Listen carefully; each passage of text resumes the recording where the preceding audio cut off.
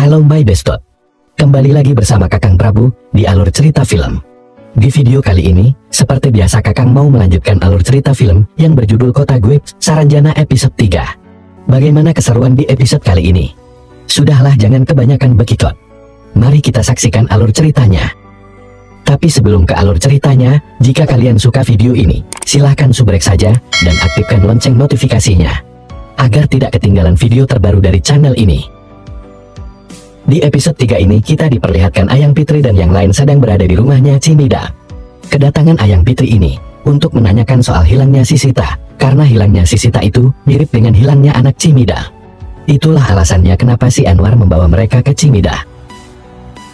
Lalu Cimida pun menceritakan apa yang terjadi kepada anaknya, bahwa anaknya hilang itu karena sudah dibawa ke kota sebelah. Cimida pun percaya bahwa anaknya itu orang terpilih, karena kalau seseorang yang sudah dibawa ke sana adalah orang yang sudah terpilih. Cimida pun memberitahukan ke si Ayang Fitri bahwa hanya Bahadran yang boleh keluar masuk ke kota Saranjana. Bahadran itu adalah orang pintar di daerah itu. Lalu si Ayang pun meminta Cimida untuk mengantarkannya ke Bahadran. Singkat cerita, mereka pun sudah sampai ke rumah Bahadran. Mereka pun sangat aneh karena Bahadran sudah mengetahui tujuan mereka datang ke rumahnya. Sungguh gigih sekali.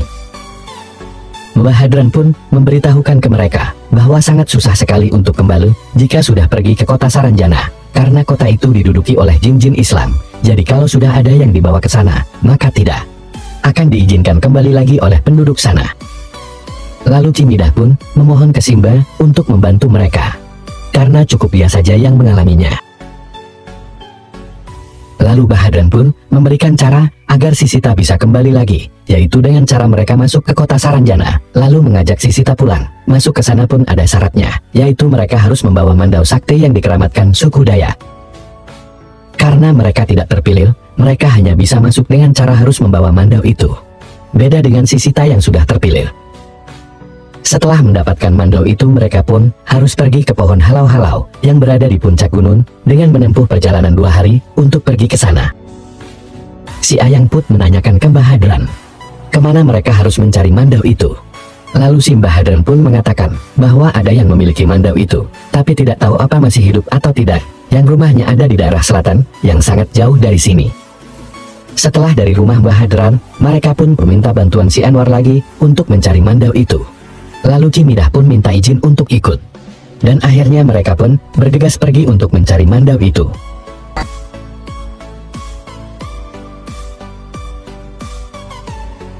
Setelah menempuh perjalanan yang sangat jauh, akhirnya mereka pun sampai ke tempat tujuan.